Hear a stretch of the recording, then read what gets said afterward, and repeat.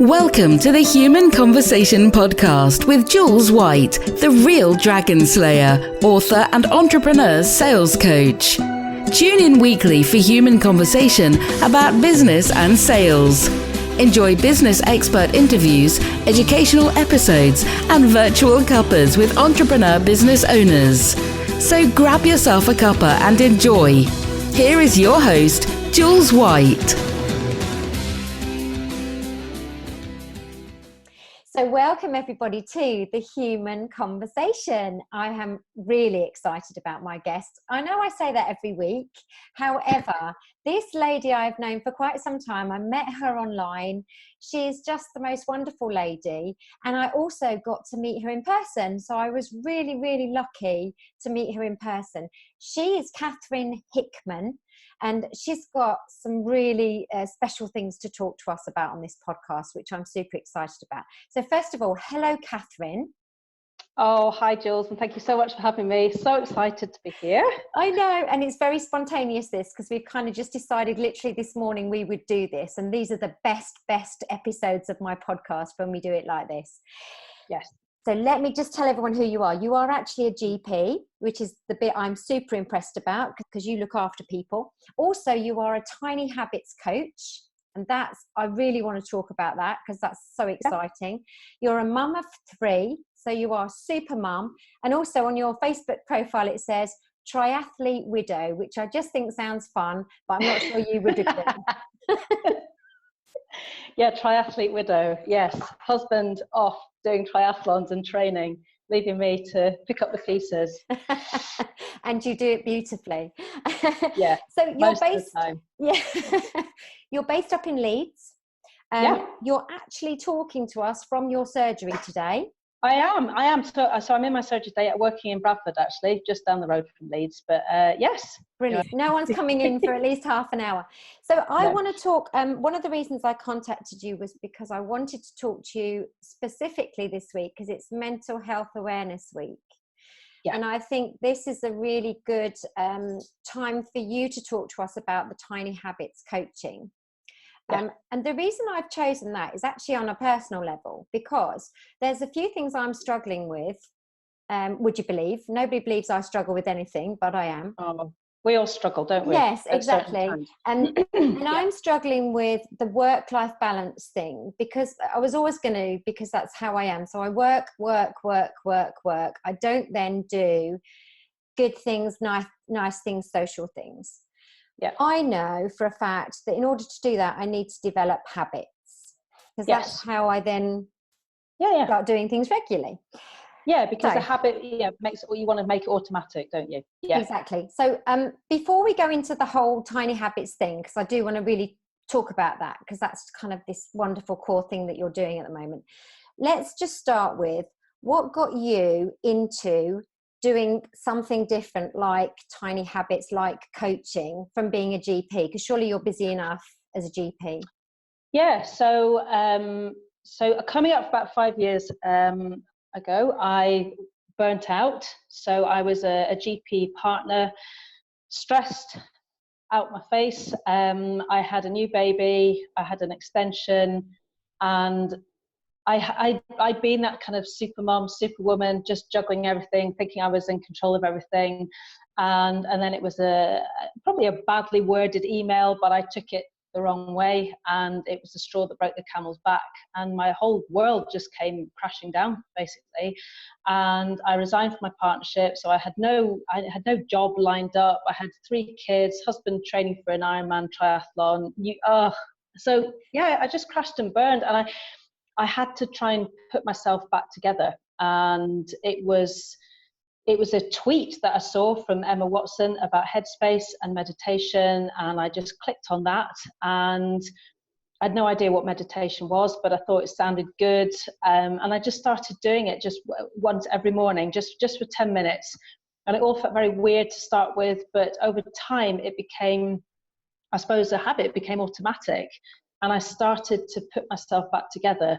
And it took about 2 years, but it was just that first act of doing something in the morning, something positive that was for me, that then seemed to have a sort of almost like a ripple effect on the rest of my life. So my stress levels reduced. I stopped getting sort of stressed and angry with the kids in the morning because I'd started the day off with some meditation, started to eat a bit better, sleep a bit better, because sometimes I would do it at night as well. And it was just that positive ripple effect, which started with that one habit.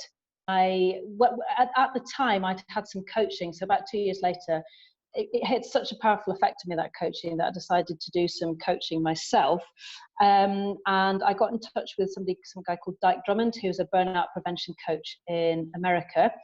And he mentioned something about tiny habits. And this guy called BJ Fogg, who is a Stanford University behavioral scientist.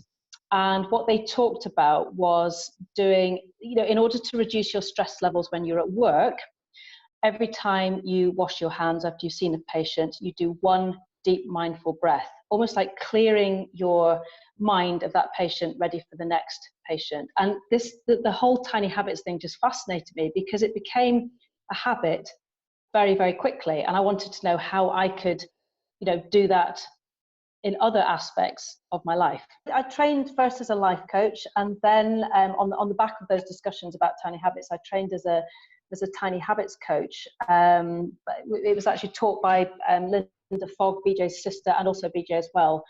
And it's definitely the thing that has made the biggest impact on my life. A colleague and I wrote down 100 tiny habit recipes, all things that people can introduce into their lives as parents. It was specifically for parents. And it suddenly occurred to me that I'm using it in every aspect of my life. And it has been absolutely transformational in, I suppose, not only my life, but my kids as well, and also my patients and my clients. And for me, it's such a simple formula that gives people hope. And I think that's the thing that's critical for me in tiny habits, because when I burnt out, I knew I had lots to change, but I didn't know where to start. And because I fortuitously started with something really small, it was really successful. But very often we panic and we think, I've got to change everything, and it's got to be massive change in order to, and actually you don't have the capacity to do massive change. But everybody has the capacity to do something as tiny as a tiny habit. I think that's so important, because even some of the clients I speak to just about sales as a specific subject are in complete overwhelm. And overwhelm is that thing that just stops us doing anything. And I always think, when you need to make changes, if you just make it too big, then it becomes overwhelmed, doesn't it? And you actually don't achieve anything. That's why I love this tiny habits stuff, because it just makes complete sense to me. It really does. I had a patient a few months ago who came in. She's like, I've just bought a running machine, and I tried to run for 30 minutes and I could barely do 10. And I was like, stop.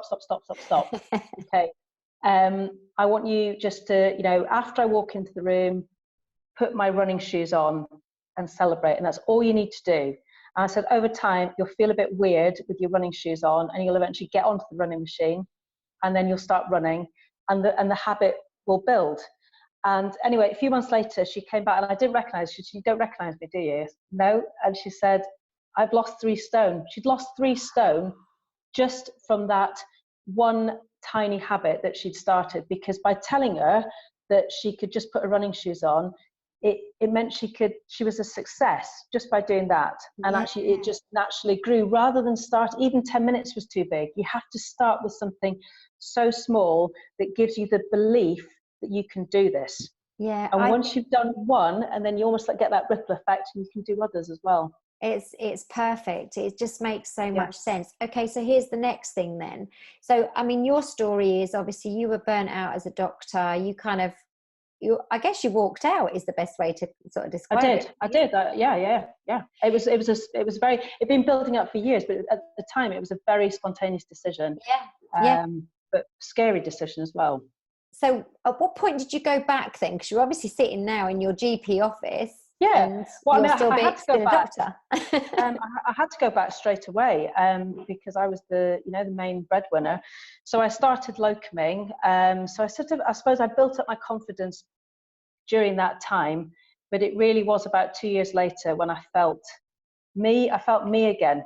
And I felt happy, and it was at that point when I sort of looked back over the 2 years and all the things that I'd done, and all, sort of put myself back together, all those bits of the jigsaw that I'd put back together, and I credit a lot of that to Tiny Habits. And I can believe that is why as well, because of the way that you did it. And I think sometimes we have to realize it can't be just a quick fix overnight. We've actually got to take some time to get ourselves back to where we want to be, haven't we? Yeah. So one of BJ's most famous tiny habits calls it the Maui habit. So he spends a lot of time in Hawaii, and so it's getting up in the morning, and it's that after I put 2 feet on the ground, I will say today is going to be a good day, and celebrate. And it's just starting your day off with something positive, again creating that ripple effect through the day, and also ending the day with something as simple as, after I put my head on the pillow, I will say that I'm grateful for one thing, and smile. And I keep talking about this celebration part of it, because that's actually really probably the most important part of it, because emotions create habits. So when we celebrate, and I'm not saying that we have to do a dance or whatever, it might just be like we can do even just a simple smile, or feeling positive, or yes, or whatever means, whatever works for you. It's reinforcing your brain that this is something it wants to do. This is, and it wants to keep doing it. But equally, when we talk about emotions creating habits, when you're emotional and you're down and you're feeling rubbish about yourself, you are more likely to reach for the cigarette or the wine bottle or the ice cream. And that then becomes a negative habit. But this Tiny Habits at the moment is very much about building up good habits rather than untangling bad habits. It's great. I love it. So how are you using that currently then? Obviously you're still doing your GP work, but then do you run a coaching clinic sort of alongside that? So I am using it with my patients as well. So one of my specialties in medicine is respiratory. So I'm looking at helping patients remember to take their inhalers. So after I pick up my toothbrush, I will take my brown inhaler. I have started using it. Well, I use it with my coaching clients as well. And I've had some really just sort of light bulb moments. I can just, people who have had coaches for years, and suddenly there's this new behavioral change model that they can implement straight away. Light bulb moments going off, which has been brilliant. And I've also I'm going to start doing some workshops as well. So I'm doing a workshop for doctors who are interested in lifestyle medicine. So it's helping them to look at how they can change their behavior, but also how they can help their patients change their lifestyle. And I'm also going to be doing some workshops specifically for doctors who have been out of medicine for a while, whether that be maternity leave or stress, and to teach them how to do Tiny Habits. And once they've learnt the methodology of it, we're going to do a specific exercise called focus mapping, based on reducing their stress levels. Great. So is it predominantly doctors you're working with? Obviously with your patients, I get that. That becomes part of your GP work. That just adds value, doesn't it, really? I can practice. Yes, exactly. Yeah. Your guinea pigs, I guess. But how amazing to have that, within your GP. But then your ideal client as a coach, is that doctors, or do you think that will go even wider? Yeah, I mean, at the moment it's doctors, just because I'm a member of a group of coaches called the Joyful Doctor, who coach doctors, and also I'm on the GP mentoring scheme, so I mentored GPs. But I think this is bigger, and I suppose I mentioned earlier about working with families as well, and for me that's been such a big thing, getting my kids to, and I kind of think if I can get my 4-year-old to do this, then I can get anybody to do it. And people talk about not getting the kids to be able to do anything, where we're actually, because it's so tiny, they don't mind doing it, and they get to celebrate as well, which kids love. So they can high five each other. So just as simple, after I finish my food, I will take my plate into the kitchen and celebrate. after I walk into my bedroom, I will pick one thing off the floor and celebrate. No homework. After I open my book, I will read one line. And normally it's like, oh, can't do that. It's like, right, read one word. That's all you need to do. Yeah. And it's, oh, this is brilliant. And of course, once they've read one word and it was good and they've had a little celebration, they'll carry on. Yeah. Because they feel good about themselves. That's the idea, is obviously that then you build it up, I'm guessing, into more time. What sort of time scale is it from when you kind of start tiny habits to when you're kind of just naturally doing this stuff without even thinking about it? Yeah, so there's no set rules. So, you know, some things that I've started, it's been almost immediate, because you have to want to do it rather than feeling that you should do it. Yes. So if you want to do it, you've got the methodology, you've got the tiny habit, it will naturally just grow. So one for me was, I know I should drink more water. I hate drinking water. I tell my patients to drink water. I don't drink water. So I started that. So after I fill the kettle, I will fill 1 pint glass with water. And that was it. That's all I did. I didn't touch it. I didn't drink any of it. I just filled it up. And now I can't leave the house without drinking 2 pints of water. It's like an addiction almost, because I just thought, right, this is a bit weird. I'm filling this glass of water. I might as well have a drink. Once I have a drink, it's like, oh, actually, it's quite nice. And then I felt quite good after 1 pint, so I'd have another pint. So yeah, of water. Not alcohol. Yeah, 2 pints before leaving the house. So it's and if it's not working, you then have to question, do I want to do this? And if I do still want to do it, have I got the recipe right? And I think that, you know, that's where the magic happens, where you look at, you know, is the environment right? So for me, absolutely, the environment was right. The kettle was next to the tap. But if you design a recipe, something like, after I get out the shower, I will have 1 bite of an apple, that's never going to work unless your shower's in the kitchen. Yeah. You know, because your apple's not next, but you have to, you know, if after I get out the shower, I will pick up my toothbrush or something, you know, or pick up my medicine, something that is in that environment that you want to do, it will work. Yeah, it makes sense. It makes sense, doesn't it? But I think the really great point you make, which is so true, is that you have to want to do this. Yes. And it's like anything, isn't it? And if you come back to me and my example, you know, I'm work. Yeah. And then actually it's not that comfortable for me to stop working and going to do social stuff. Because then what happens is I'm thinking, well, I should be working. Okay, so that I'm shoulding on myself. So I have to change my mindset into the fact that I want to have this social time and I want to have the me time. And I think in order to do that, I've got to pick some things I really love doing. Yeah. And then I've got to make these habits. And that's kind of my thought process. So I'm guessing I'm doing the right sort of thing. But for the listeners who are perhaps sitting thinking, gosh, that's me, I'd love to be doing this, or I should be doing this, or I don't do enough of this. I think it's important, isn't it, what you've said about we have to really want to do this. Is that the first step, do you think, Katherine? Yeah, I think so. So it's almost like having that aspiration. So the aspiration would be wanting to have more social. I wanted to do more socially. And then creating almost like, he calls it like a bee storm, a storm of behaviours, all the things that could potentially lead into you socialising more. And once you've got all of those, it's about unpicking them, thinking, well, actually, I like the idea of that, but I don't really want to do that, and I'm probably not going to do that. But when you've gone through them all, you will probably end up with about 3 that are, you want to do them, they're easy to do, and they are specific behaviours that you could really drill down into making them tiny habits and then start to implement them. Wonderful. It's so wonderful. Yeah, so even like wanting to phone a friend, well, sometimes when you're knackered and actually phoning a friend, it actually seems like insurmountable.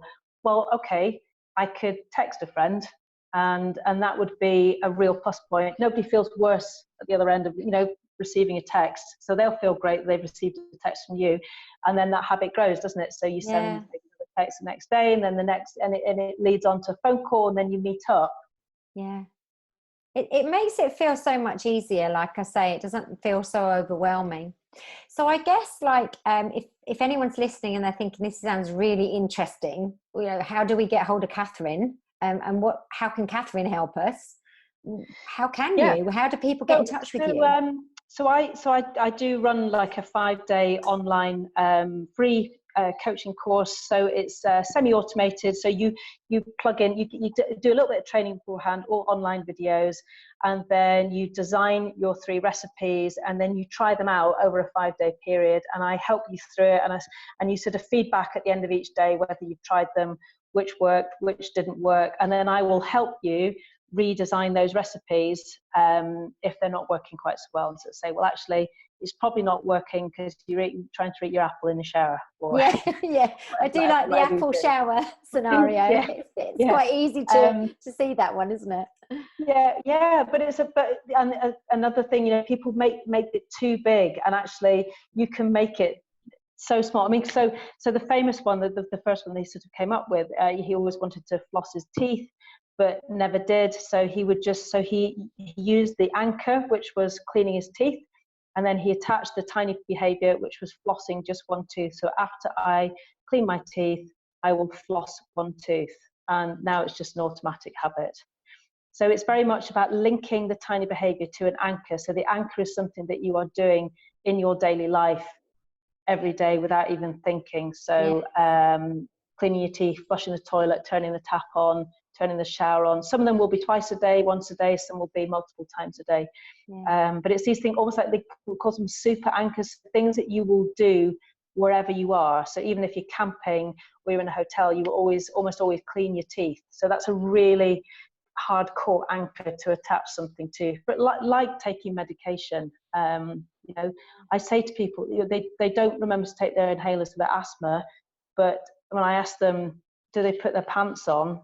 Yes. Okay. Put it in your pants drawer. Do you forget to clean your teeth? No, never. Okay. So attach your inhaler taking to brushing your teeth. Yeah, I need to tell my son that, because my son's asthmatic, and I need to tell him that. Do you put your pants on in the morning, Sam?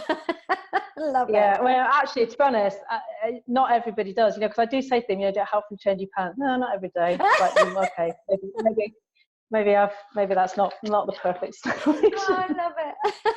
So how can we take this 5-day online free coaching? Yeah, so what I could do is I can put the link at the end of this podcast for people to click on and sign up. There's a really simple Google form to fill in, and then and then you can be off. That's perfect, because I'd really like people to have a go at this. You know, I definitely I might even revisit it myself. I know I did this with you, I think, quite a while back. And then typical Jules, didn't want to do it at the time. Catherine didn't want to do it, but I do now. Yeah. It's just about revisiting the skill, isn't it? And just remembering exactly how to do it. So with any aspect of my life, when I think, oh God, I don't know where to start, I was just like, make a tiny habit. So it's suddenly nothing feels overwhelming, even if it's the most dreadful task in the world. I know that if I can make it tiny and, you know, I want to do it, it will just naturally grow. Yes. And with my kids as well, it gives me hope with my kids as well. Because you know what it's like, you know, empty the dishwasher, you know, okay, open the dishwasher and put one knife away. And then it's like, I can do that. Yeah, and plus the fact, like you say, you're going to celebrate because you've done it. So, you know, there's a little bonus at the end of it. There's a challenge, And so another thing we did when we learned to really practice those celebrations was something called a celebration blitz, where you set the timer for 3 minutes and you have to, you know, clear as much of a room as possible. So every time you put something where you celebrate. So, you know, I do that with my kids now. Okay, bedroom's a tip. Let's set the time for 3 minutes. And, you know, they're like whooping and high-fiving, and it's cleared. You know, if you've got 4 of you doing it, you know, because not 5, because triathlon man is out. But or doing the dishwasher. So, you know, we'll challenge ourselves to do it faster than 3 minutes. So all 3 of us doing it, it's like, done. I love it. And I think, you know, as I mentioned at the beginning of the podcast, you know, this is the Mental Health Awareness Week.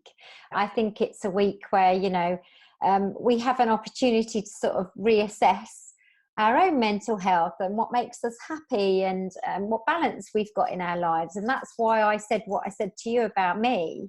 I'm really aware that I don't have this balance right. you know, and I've done this before, this is repeat behavior, you know, and I need to just break it. And to break it, I need to create new habits, as you've said. Interesting also, I just want to mention what you said about anchors.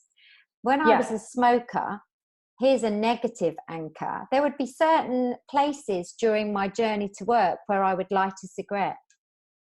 I remember you saying, and you would see something out the window, and that'd be like the trigger to. That was more negative, obviously, and I don't smoke anymore. I haven't smoked now for 7 years. But I think, you know, it's interesting how we anchor as humans. You know, it's a very interesting subject just alone, isn't it? That whole anchoring thing. Yeah, definitely. And that's the prompt that then triggers you to do, whether it be a good habit or a bad habit. Yeah. So we need to start making lots of good habits and tiny habits, as you say. I love that you've joined me so spontaneously today. No, it's been great. It's just so good to see you anyway, but it's great to talk about this because I think this is so important. This can change people's lives, I think, truly.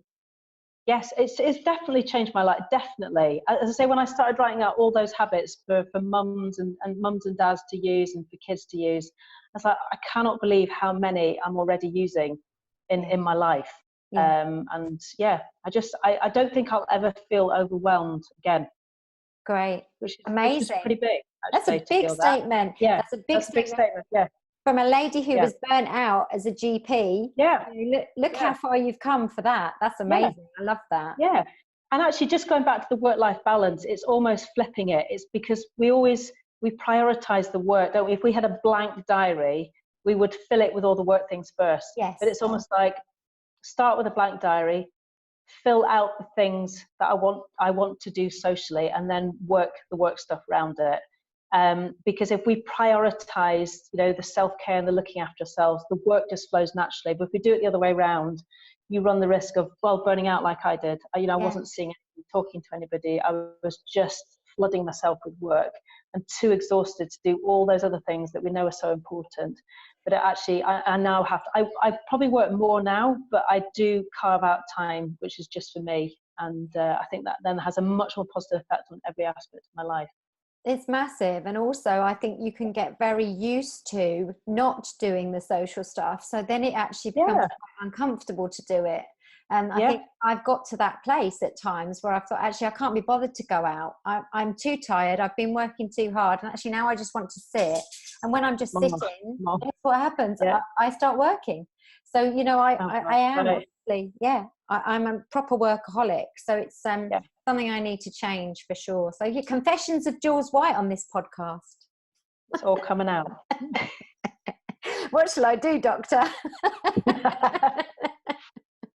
Catherine, it's absolutely amazing to see you. I love you. Oh, it's great. It's been too long. We must have virtual cuppa off podcast at some point and just do a proper catch up. But thank you for today. I think it was a great conversation, a great human conversation, and I hope it's going to benefit many people to listen to this one. I'm going to put it everywhere because we need to start looking after ourselves, and life's too short and all that business. Yeah, definitely. Yeah, fantastic. So I will chat to you again really soon, I promise. And for the listeners, I just hope you've really enjoyed the fact that, you know, there's actually a solution here, which is amazing. And Catherine's your woman. So the link will be in the content underneath the podcast. Please please subscribe to the podcast. We're on Spotify, SoundCloud, and iTunes. So I hope you've enjoyed it. Thank you for listening, and we will see everyone on the next episode of The Human Conversation. Ta-da for now. You've just been listening to the Human Conversation podcast with Jules White.